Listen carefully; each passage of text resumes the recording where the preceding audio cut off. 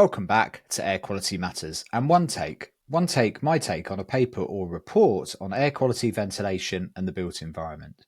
One Take, in that it's well done in one take and tries to summarise for you a scientific perspective on something interesting in usually 10 minutes or less, because who has the time to read all these amazing documents, right? This week, I'm looking at a report that is, in its own way, pretty groundbreaking. But maybe not for reasons you'd think. It's the State of Indoor Air in Australia 2025 report, coming out of the Thrive Research Centre and a number of other key Australian institutions. And why is it groundbreaking?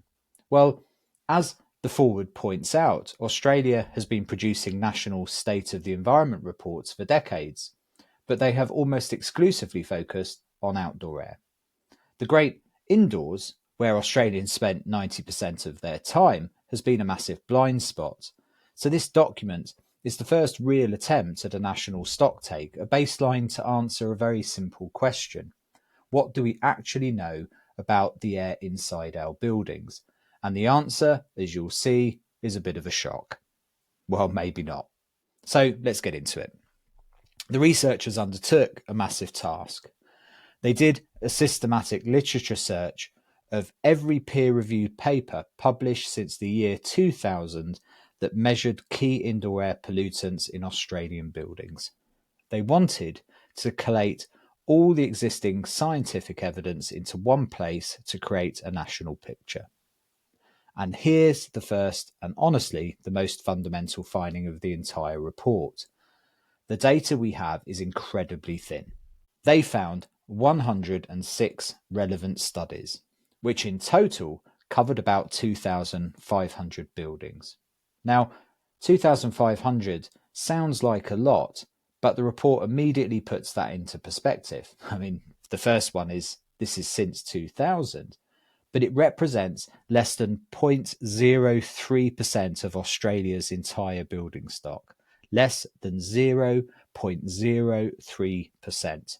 Let's be clear about what this means.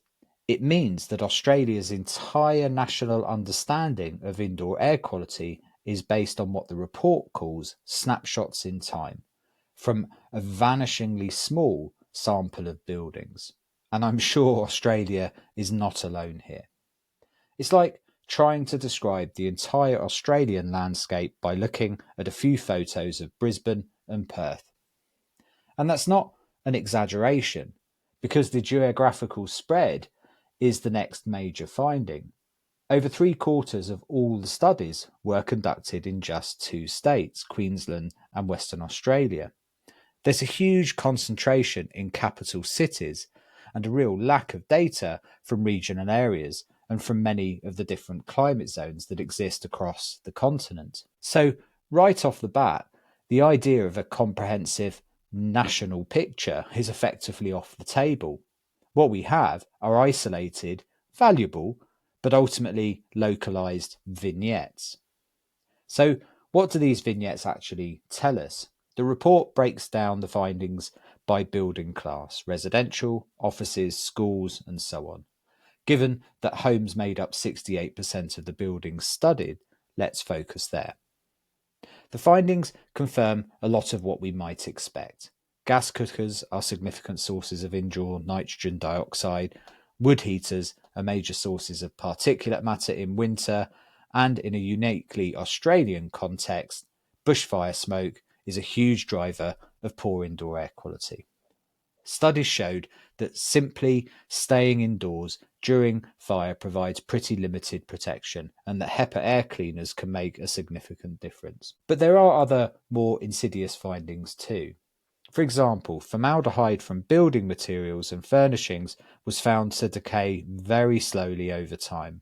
This means that pollutants from construction or renovation can linger for a very long time indeed. The report also highlights TVOCs, total volatile organic compounds, and makes the critical point that just measuring the total can mask the risk from individual compounds within that mix. Now, the report goes through different building types in this way: offices, schools, and healthcare, and in each one, the story is broadly the same. a handful of studies providing important clues but not enough to form a complete picture. For example, for office buildings, they found only 14 studies, and these consistently showed that buildings' location, particularly its proximity to heavy traffic, was a major factor, as was the design and operation of the HVAC system. So, what's the big takeaway from all of this? My take is that the most important finding of the State of the Air in Australia 2025 report is not about specific pollution levels.